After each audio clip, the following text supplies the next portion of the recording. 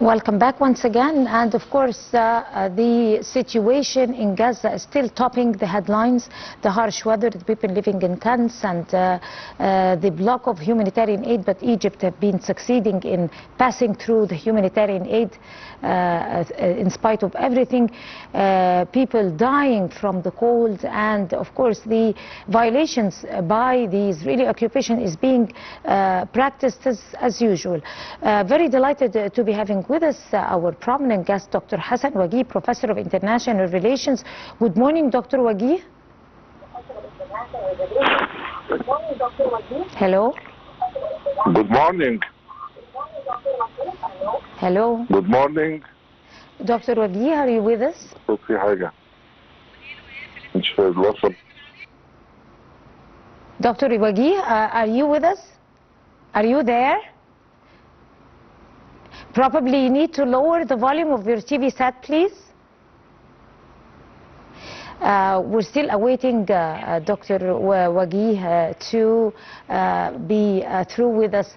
Of course, we couldn't help it, but every time we feel that there is some way or an exit from the crisis in Gaza, are we retrieving Dr. Wageeh? Good morning, Dr. Wageeh.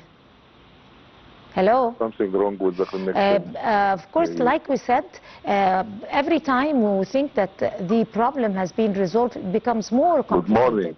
But still, the international community, and on top of them, Egypt, with all the efforts to pass through the humanitarian aid, Egypt have succeeded in delivering its 107th humanitarian aid through the Rafah border, the Red Crescent, and also delivered all the services our brothers and sisters in the Gaza enclave might need. Also, yesterday, Hollywood star Angelina Jolie have made a visit to the Rafah border, and she spoke even with the governor and Dr. Nabila Makram, and she was warmly received by the international community and the Egyptian volunteers, the youth, and she personally expressed her gratitude to Egypt and the Egyptian volunteers, and she was very proud.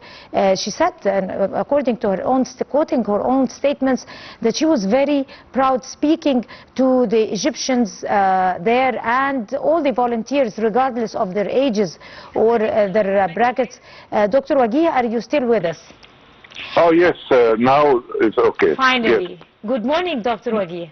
Good morning to you and to all audience. Happy New Year to you, but let me talk to you direct to save time about the visit of the Hollywood star Angelina Jolie as an ambassador of peace from the UN to the Egyptian side, meeting the governor and meeting Dr. Nabila Makram and the Egyptian volunteers, and observing the situation from a very close angle. She was very honored. How do you read that particular scene that happened? Yes, that was very important scene in the beginning of the new year. People are sympathizing with the humanitarian disaster that's taking place and the bad conditions that the Palestinians are suffering from. And I think this is have sympathy all over the world.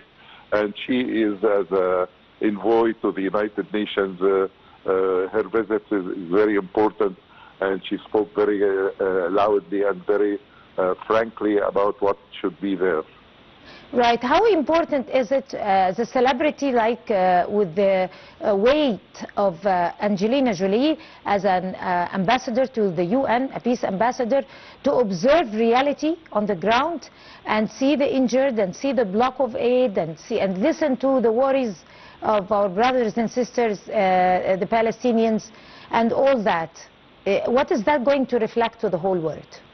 Yes, of course, this visit tells everyone in the world that there should be some other moves to be taken into account to save the Palestinians from the great suffering they have been exposed to a long time ago, and in this particular cold weather.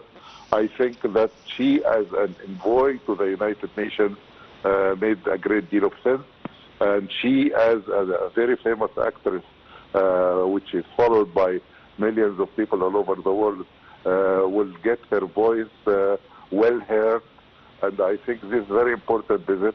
And I think before that this is a reiteration of several visits also by famous people who really came, and they saw that Egypt is exerting all possible efforts. And she has seen how the aid is cramming up, and how these aids are supposed to be there in Gaza, not on the border. So she has seen that as an eyewitness to what Egypt is trying to do, and she has seen that there is also obstinate stance on the part of the Israelis for getting this aid into Gaza. Right. So let's move on to the most important part, or the real part in the situation there. It's the harsh winter climate. The climate there is so harsh. It's very cold and below the degree, and also at the same time not sufficient humanitarian aid except from Egypt is entering the Gaza Strip. The people are in dire need for many things and many elements, and still the Israeli side is being stiff and being violating the international law. How do you assess the situation? How are they going to survive that way for 2 or 3 more months in the makeshift camps?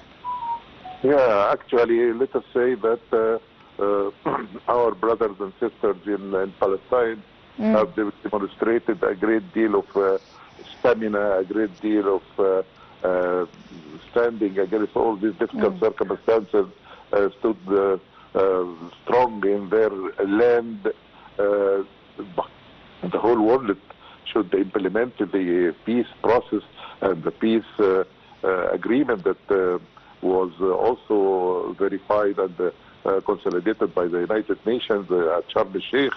And I think there is an agreement here, tells about ceasefire and about first phase and second phase, and the most important thing is to get aid to the Palestinians who are really in a very dire need for all this, for a huge amount of aid, and this should not be met by obstacles and suspension of the groups, the human. Exactly, that was about to be my next question to you, because thank you for raising that particular element, because they boldly suspended a number of 37 humanitarian aid organizations working inside Gaza. Exactly, could you tell us the details, and how exactly did they, who allowed them to do this? I'm speaking about international law.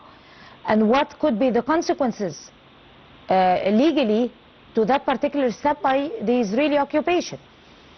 Yes, this is an outrageous violation of the international law, and Israel continues to do that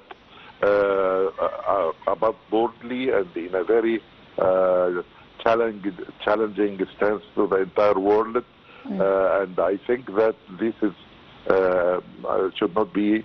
There should be some kind of pressure from the international community, because this is an aggression on the international law itself.